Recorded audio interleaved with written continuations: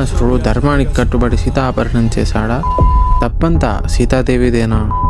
శ్రీమాత్రే నమః.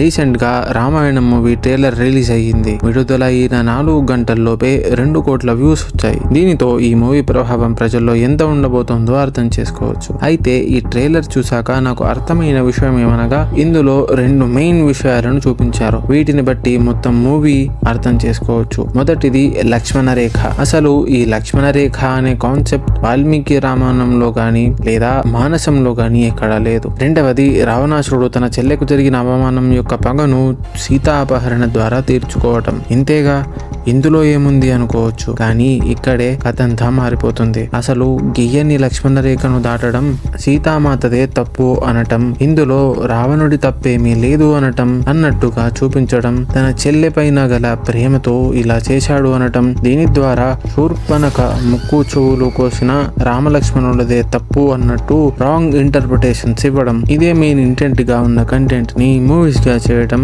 ఫ్యాషన్ అయ్యింది. ఇదంతా సమాజాన్ని తప్పుదారి పట్టించేందుకే. మరి అసలు కదేమిటి, నిజంగా జరిగిన విషయం ఏంటి అని పార్ట్ 2లో చూద్దాం. శ్రీ సీతారాం.